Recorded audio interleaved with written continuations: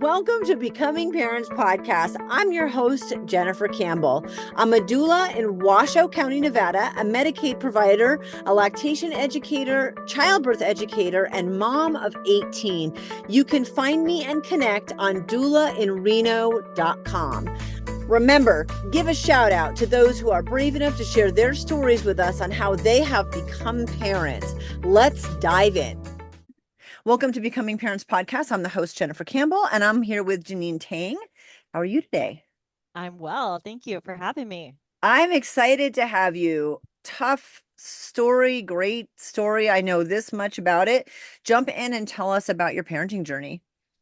Amazing. So, I've been a speech therapist since 2001, and I worked with kids in the schools, and I had nieces, and I thought I never had to be a mom because I had these kids at school, and I'd be so tired from like working with them all day. I'm like, I don't need kids. This is very good birth control because you have, oh, it was great birth control. You're like, oh gosh, I see like 40 kids a week, and then you go home and you're like, okay, I have some peace and quiet, right? And then I dated my son's father in 2005 to 2009. We didn't have kids at that time. We weren't trying. He has an older son who is 16 years older than our child. And we broke up in 2009. We, you know, found each other again and dated, and he didn't want to be so much committed. But we thought, okay, I was about 35 at that point, and your clocks go. Your body's like, maybe you do want kids, maybe you don't want kids, and from 18 to 35, I was on birth control, and so I was like, well, let's see what happens if I get off birth control, and maybe we'll try. We'll not try, and then we got pregnant kind of right away, and I had my son at 36 years old, and he was amazing, little baby. He gained weight really fast. He gained like over a pound a week for 8 weeks. And so by the time he was 2 months old, he was 16 pounds and lovely little chubby baby. And, you know, unfortunately, when he was 13 months old, he had a fall from our bed, which was only 18 inches off the ground, but he fell at just the right way to have a large brain bleed. So he had a traumatic brain injury. We had to rush him to the emergency room. They did an emergency craniotomy. A few days later, the swelling in his brain caused a stroke. So that's a loss of blood flow to part of your brain. So his left side of his brain was had a stroke. It affected the right side of his body. So he's not able to use his right arm or hand. He's not able to, you know, walk and run as normally as everybody else. So he's 12 now, but he still has all these disabilities. And, even though I thought in the beginning when I was a speech therapist that I didn't need to be a mother. Once I became a mother and a mother of a disabled child, I was very thankful I was a speech therapist because, he gets speech therapy every day. And I knew, working in the schools and I worked in early intervention that, getting therapy as soon as possible was really important. So, we had lived in the hospital for 3 months right after his injury. And as soon as we got home, we had all of his therapies in place. And, he still gets therapies weekly, almost every day at school. And he's in a regular ed classroom with Oh, resource help. And right now, and he has a one-to-one adult because he did develop seizures a few years ago. So he needs an adult for safety and attention during academics. But he's amazing. And I can't imagine myself not being a parent anymore, Like I'm so glad that I have this wonderful human being in my life because he really makes my life better and he really makes the lives of anybody that comes across him better as well because he has such a big heart. And that's, and my his father and I, we are not married. We remained not committal, and so we okay. co-parent really well. And even though we have this child with a disability, um, and at the very beginning of the disability, it was difficult because we're both struggling with our own issues, either with guilt or with anger or with other things like that. But as our son is getting a little bit older and everything, we really try to make sure we do as much family things together because he loves being with mom and he loves being with dad. He loves us being together. And so even if dad's dating somebody else, we always make sure to do family things together with everybody who's included. And I think that's really important for our son. I I want to go back. First of all, I can't believe 17 years of birth control and then like you got pregnant in your mid 30s. Like what? Yeah. Not Yeah. normal, everyone who's listening. Like that's great. That's great. So that's the first, I think, surprise. And did you guys go into seeing what happened getting pregnant, knowing that you weren't going to be together as a couple? Like just co-parenting separately? Or did that happen over time? I think it happened over time because I think in my mind, I was a little bit hopeful that we would be together, you know? In the Yeah. female brain, it's like, oh no, it's only a phase he's going through. But, it's life. And I come from a single parent home. My mom and dad were Okay. divorced by the time I was 2. My dad pretty much didn't interact with me after I was 3 or 4. Oh, And, to this day, like he holds a grudge against my mom for, I guess she didn't let him take me for a holiday that wasn't his. And after that, he just decided that I decided to be with my mom when I was only a little child and I wasn't making decisions on my own. So, as a young adult, I think in my early 20s, I was doing this Chinese pageant in Hawaii. And I thought, well, maybe, my dad would want to come. And so I knew where he lived. I got him a couple tickets and I showed up at his house. And I was like, you know, he was like, why are you here? And I was like, well, I thought maybe you'd want to come to this pageant I'm in. And he was like, why do you think I want to do that? I don't want you in my life. And I was like, what? That's as a daughter to a father, I was like so heartbroken and angry. I was like swearing at him and all this stuff. And yeah, so we don't have a relationship. And, growing up with my mom, who's been a single mom, she worked until she was in her 40s and she went into disability herself. She had fibromyalgia and carpal tunnel and all this other stuff. But, I came from a single parent home. I didn't want that for myself. yeah. Yep. But we're making the most of it. And I think that's also why it's so important for me to have my son's father present in our son's life because he's a good dad. He might not be a good romantic partner or life partner for me, but he's a very good father. And, he can give our son what I am not able to, that masculine energy, that structure that, that a father should be able Yeah. to. And, you know, my son's always going to be a mama's boy. He loves mom, but it's great to I have love the both. pictures. I also think that because you grew up in a single parent family and had that experience with your dad, what was harder for me about any trauma from my own parents was when I had my first child and I knew, I guess, how you should feel about a child that's yours. And when you have a parent that doesn't, it's really hard to rectify that. For me, it was like, I gave birth to my daughter and I was like, how could he feel this way? I don't understand. It made it harder. And I think I lost respect and it was easier for me to kind of break contact. You had a different situation, but still, I mean, there's something about giving birth to your own child. It hurts normally. It hurts you that your father does not want, to have a relationship with you and it doesn't make sense. But then having a child of your own, for me, it was like, wow, okay, well, it's a different lens now, and now I've lost all respect for you because I really don't understand. So I can, I really, really get why you wanted, and I'm glad that you have a really strong dad figure in your situation, even if it's not a romantic partner. And it's absolutely possible to do that. I mean, it's really possible to have a good relationship and work through it. Not everybody does, but I'm glad that you do. Definitely possible. When the fall happened, I'm thinking like my granddaughter, before she was 3, or just right around when she was 3, fell from a top bunk onto her head. And she just had her 1 year like neurology check. And like, yes, it affected some of the frontal lobe and it could be like an ADHD situation. But there's like it was a really big bad fall.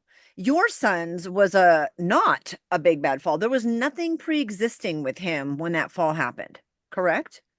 Yeah. So I also think it depends on, the surface that she fell on, maybe, or Yeah, yeah. my son fell on like a wood laminate Hardwood over, floor. Yeah, yeah. And, she probably, your granddaughter probably had a safety mechanism, like maybe her hands went out, so she didn't hit just her head, you know. And a 13-month-old, they don't really have that yeah. safety mechanism, so it might have just been head first. Um, it was very, very split second. I turned away for a couple of seconds, but he was an active baby. He was Yeah. probably trying to get off the bed really quickly and just, did not coordinate that well. So just really, it's a freak thing because you would Yes. never expect it. And I've had so many people tell me like, oh, my daughter was learning how to walk and she would crack her head on the floor 4 times a day, just like a wood laminate floor as well. And we don't know why things happen in Yeah, our lives, but I don't think that I don't think that things happen that you cannot help, right? So he had this accident, but I was able to be someone to help him. Like which is great. the universe doesn't give you things that you cannot handle. I think, they say that your God or the universe won't give you an obstacle or a problem that you cannot handle. I So I agree. feel like he his accident was something that that his father and I are able to handle the best out of anyone in the world. Does that And make that's sense? kind of my point with my granddaughter. Like, yeah, the age is different and things are different, but you can have like pretty big accidents that amount to relatively nothing, but then have something that seems so innocuous that's massive. And your son had nothing pre-existing that made this accident worse. Um, and yes, you holy cow, you were a speech pathologist and ready to go. Ready to go. Talk to me about you and his dad working through that guilt, working through how you felt about that, and just focusing on moving forward and getting everything better. Because he's 12 now, correct? He's 12. Yeah, our son Che is 12 and he's such an adolescent. I tried to get him up for school this morning and he was like, "Leave me alone." And I'm like, "Oh my gosh." I was like, "We are late. We are late for school again. Come on." So, I can't really speak fully for his dad. I Yeah, know that immediately after the accident, he was very angry and he was kind of shutting me out in a way, And my brother flew from Hawaii to be with us, and I know my brother had a talk with my son's father and said that Jeaneen really needs you. Like I know that this is tragic, and Che is going through all this stuff, but Jeaneen really needs you, and I think that really helped him turn around yeah. his attitude and not hold a guilt over me. He wasn't trying to blame me or anything like that. He knew I did not hurt our son on purpose. I didn't purposely do anything. Mhm. Um, and for myself, I think, although I come so far, I think there's always a little bit of guilt. Like, oh, I should have been watching him even better. Or maybe I should have put a rug there. Or maybe this, maybe that. But there's always going to be a little bit of guilt below the surface. But I think um, thinking about how wonderful Che is and how much progress he's made, I think that really keeps me moving forward because, he's so delightful and a wonderful little human being. Talk to me about your training that you'd had previously and how you were able to jump in immediately to help with him and how that changed because you've talked already about you're a speech pathologist, didn't really think you'd have kids, had kids, realized like, oh, I can't imagine my life without him, which I totally get that. And then you're using your exact degree for this specific freak situation. So I want to talk about that. Like, I'm sure there's the mama part of you that's hurt, and then there's the speech pathologist part of you who's like, let's figure this out. So how are you able to immediately jump in to help him? And then how did it change your practice? Yeah, absolutely. So, I'm so thankful that I was a speech therapist prior to having him, prior to his accident, because I knew how much stimulation was important to rehabilitation, right? So you want to make sure, even when he was not able to really respond well, that he knew that we were there, that he could hear our voice. It's important to incorporate language so he knows that, there's someone that is there for him, that you are communicating with him. Because there was a point where he was intubated twice, right? So initially for the surgery, and then I think a few days later, after he had the stroke, he had to be reintubated as well. Mm. Um, so there was a lot of this stimulation, whether it's verbal, auditory with music or speech, or physical with touch. And it was really important to have that kind of just communication that way. And then when I was working with him on, visual tracking, auditory tracking, make sure that he's looking, turning his head, can reach for things. And then I had friends who were occupational therapists and physical therapists too. So I could get, strategies from them. And he also had his own therapists on how to get his right hand to, he still can't really use it so much, but to make sure that it's incorporated. You do massage, you do passive range of motion with that kind of stuff. And, working with him on babbling, vocal play, because that was really important. He still didn't have his solidified first words yet, So Yeah. about 14 months, his first word was ball. And then, he started doing toddling around 15, 16 months. So all of his, motor stuff was a little bit behind because of the accident.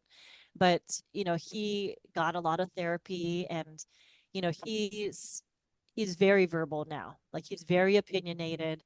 And I think that all of that's, he gets, people are like, "Oh, do you ever do speech therapy with your son?" I'm like, all the time. It's like, whether he knows it or not, it's Right. always speech therapy. It's always like, offering him choices. When I would get him dressed in the morning, I would say, "Do you want the red shirt or the green shirt?" And I would be able to show him those two things so he knows the vocabulary. And even if he couldn't say what the the color or the shirt was, I would say, "Oh yeah," whatever he was looking at, I would say, "Yeah, let's do the red shirt," or, "That's the color of an apple." And um, it's just kind of what we'd call language bombardment, right? Have you heard of that? Where we just kind of speak, um, we speak and we don't expect the child to respond back per se, but we're just kind of bathing them with language and words around, like, either a target vocabulary term or a target topic, so they can hear the words. And, Yeah. he loves music. And I think music is such a great thing to lean upon, Mhm. because it pulls from the right side of the brain and language is the left side of the brain. So a lot of times we'll do nursery rhymes. And even to this day, I'm like, I'm telling him to watch his step when we're walking on the sidewalk, because there's potholes, there's like tree roots pulling up sidewalk things. And I'm like, watch your step. Don't trip on that. Don't trip on that. So it's like, even now that he's 12, I still kind of use that melody so he can remember it a little bit better and have it be fun for him, because it's always important to incorporate fun. and, Yeah. and yeah, otherwise they're going to just think it's work, and it's never work when it's play. Wow, that's great. That's so true. One of my boys was born 6 weeks premature. And so we started him at 5 months. You could start the infant learning program. And so someone would come to the house a couple times a week. And speech was, even though at 5 months, you're not necessarily working on speech like you'd think you're working on it. That was their main focus, because just knowing from ahead of time, projecting what he was going to need. It was all play with speech. And he had an IEP for speech his entire life and does fine. But I love that. I love it's like a reiteration, like, oh my gosh, that's what they were doing in infant learning with my son 22 years ago. So that's really amazing. And I think it's so important to make it fun. So important. But also, I think if they put everything history, math, times tables to music, we'd learn so much faster, just in general, Absolutely. right? Absolutely. I forget things. I'm like, what? What was that? What was that? I don't know the dates. I don't know. Yeah, they have those. They do have the YouTube videos of people who do make like history rap songs and math rap songs. And I'm like, oh, why wasn't that around when I was learning? Because I Right? would have learned it better. Yeah. Yeah. Yeah, Yeah. remember I had a cassette tape that just aged me right there. I used to play for my older kids that were the states in or alphabetical order, and I can still probably get through most of the song and sing my states in alphabetical order from like 27 years ago or something. But that is that sort of thing, about Columbus, about all this stuff. So I love that you brought that up because I think it's a great trick for a lot of parents who are trying to have better communication or understanding or less frustration with their, especially toddlers. Tell me about his personality. I know he was only 13 months old, but did you notice a change in his personality when the accident happened? Honestly, I don't think I noticed a change in his personality. He's always been really loving and super cuddly. And to this day, like he loves, he'll tell me, Mom, can you sit on the couch with me and cuddle? Like he's Oh, all about, that personal, this that the love languages, like his is physical touch. He wants to just be, right on my chest. He wants to be cuddled. He wants to be held. And, me too. he I'll be right over. Yeah, yeah. We did Yeah. see, like with the seizure medications, we were seeing a little bit. He was on Keppra for a while, and that ended up not working out well for him. He had a little bit of that Keppra rage, so he was get Okay. angry and he would get more frustrated easily. And he's going through adolescence right now, so I'm not sure if it's the new seizure meds or adolescence where he's just like, "Arr." And I'm like, okay, let's calm down a little bit. I'm like, you want me to call your father? Okay. He's like, no, no, no. It's like, okay, we'll do this. We'll do this. But I do want to go back. I didn't Okay. answer part of your question when you said, how did his fall and accident change me as a therapist? Yes. And Yes. that's really, really important because, as a therapist without a child, I loved working with kids that had special needs. I loved it. You know, I loved working with them, but I was really glad I didn't have a child with special needs because I was like, it's a lot of work. I saw the parents, we would have the meetings with parents, and I just saw how much it was taxing on them, mentally, physically, because you're a parent and you can't stop being a parent. And being a parent of a special needs child it just seems so overwhelming and difficult, And then I became a parent of a child with a disability, and then my whole mindset changed. As a therapist without a child, I saw the world one way, right? I'm like, you should be doing these types of things with your kid and these strategies, and this is how you should teach your child. And now that I have a child with a disability, now I can see 360. I can see both sides. I can have better empathy and rapport with my clients' parents, right? Because now there's another level of trust and understanding that these parents with a child that has either autism or something else, Down syndrome, just a language delay or whatever it is, they can see that I've gone through a lot of what they are going through now. And it's made me a better therapist. It's made me, it's a little bit of a superpower in a way because I can approach how I'm working with their child holistically, not just from a therapist point of view. I can look at it from their point of view as well. I love that. And that was I mean, I was curious if it changed the direction. Like now you specifically work with high needs. But let's talk about the book and your website because all the links are in the show notes. But is the book, just tell me about the book and then I'll ask questions. Okay, so I have a book. I wanted to I saw there was a huge need for speech therapy strategies for parents and caregivers and educators because, I work in early intervention a lot of the time, which is 0 to 3 years old. And I was seeing a lot of kids that were normal developing besides a language delay. Physically, they were fine. Cognitively, they were fine. Receptive language appeared to be fine. So they had this expressive language delay. And I was like, well, if the parents and caregivers and early educators had more training, then we would probably be able to decrease the number of kids that needed this early intervention speech therapy. But I'm only one person, right? I can't train the world personally. And I thought about going to be a professor at for speech therapy, but then I would only be training other speech therapists and not reaching a greater audience like I wanted to. So I thought the best way was to put my information in a book, and it's called Play Dumb and Sabotage. I want to know about And that for sure. I definitely want to know about that. yeah, it's partially it's explained in the subtitle. It's mindfully under anticipating the child's needs and creating opportunities to practice language. So as you're a mom, right? And I think all parents have been guilty of this at some point where we over anticipate what the child might need, right? We're like, we want to be good parents. We want to make sure that we know when they need to be fed, when they need to be changed, when if they're cold or hot, what kind of toys they need, what kind of snacks they want. We have all this stuff prepared for them. We do all this stuff for them. And in actuality, by doing too much for our kids, we are actually doing them a disservice because then the child is used to being catered to. They're used to having everything done for them. So, in a way, some of them learn to just not have to communicate. But if you play dumb, like simple things are during snack time, you might give a couple pieces of goldfish rather than the whole bowl, but have the bowl Right. in sight but out of reach.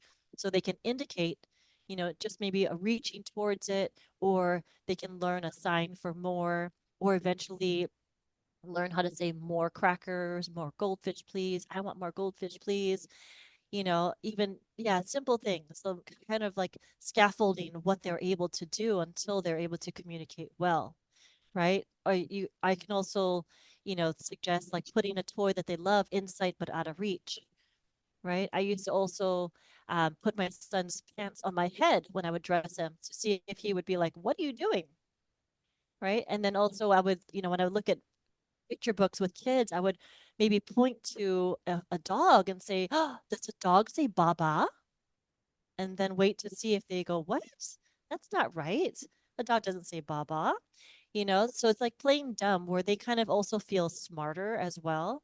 So it's creating this opportunity to practice language. So the sabotage part could also be, you know it's like when you're a basketball player and you want to shoot free throws, you don't just shoot free throws every now and then, you practice it, right? So Yes. the sabotage part is creating these opportunities where they do need to practice the language. um, and even to this day, my son will be like, he'll hand me his water bottle and he'll go, "Here." I go, "Thanks." He goes, "Water." And I'm like, "Yep, that's a water bottle." And I'm like, "Dude," I was like, "I think his language has gone down as he's reaching tween years." Oh, Like his 100%. Like that's a whole separate podcast episode, like for all I've of us. had I've had to play dumb even more Yeah. now that he's 12. I'm just like, the grunting does not help you right now. So like some kids will be like, "Juice." I'm like, "Yeah, that's juice. I love juice. I'm gonna drink some juice." And they're like, "Juice." "Oh, did you want some?" "Oh, I want juice. Juice, please. More juice." Yes. So it's like creating these opportunities where they need to practice. And then, you know, I wanted it to be accessible and relatable to the book. I wanted it to be accessible and relatable to anybody who picks it up. So it's not a textbook at all. It's a conversation. Everything is very conversational. At the end of each chapter, there is applicable exercises for them to use. So one of the chapters is called "Don't Ask a Yes No Question Unless You're Ready to Honor the No." So we all do this, right? We've all been guilty of this. And you hear it all the time. Are you ready to work? Are you ready to clean up? Are you ready to go to bed? Can you do this? Can you say this? And if the kid says no, you can't say, well, you're going to clean up anyway, or you're going to go to bed. You're still going to go to bed. So some of the ways you can get around that is giving options. So when I say, tell my son, oh, we're going to get ready for bed, do you want to brush your teeth first or change into pajamas first? Right. Or, hey, we have to cut your nails. Do you want to do it tonight or tomorrow night? Or we're going to have a snack. Do you want to have an apple or a banana? Right. Rather than, do you want a banana? And they go, no. Do you want an apple? No. Do you want an orange? No. Do you want this or that? So Mhm. it's like giving them options. And also it's giving them vocabulary, right? So what do you want to drink? Do you want to drink milk or juice? And kind of holding them shoulder width apart so they can see what you're talking about.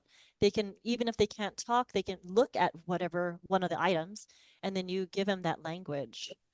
And then so the exercise at the end of that chapter is about changing a yes no question to something with an option. And for articulation exercises for kids, like I'm not going to ask the kid, can you say elephant? Right? Because they'll be like, no. I'm like, oh, I might say elephant. Your turn. You say it.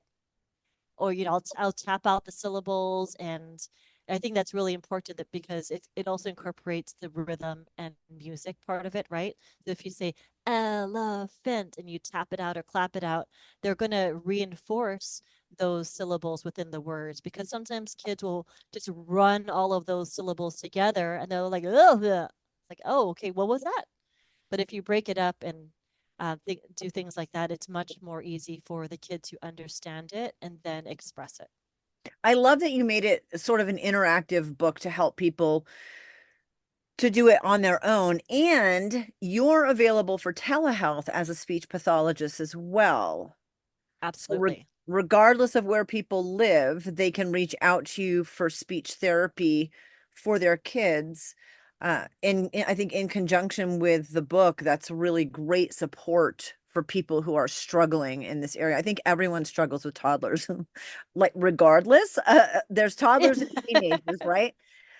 So to have more skills and more support in that. And it was crazy to me in my son's example, how much, I mean, you know how much speech affects everything, but how much speech affects everything.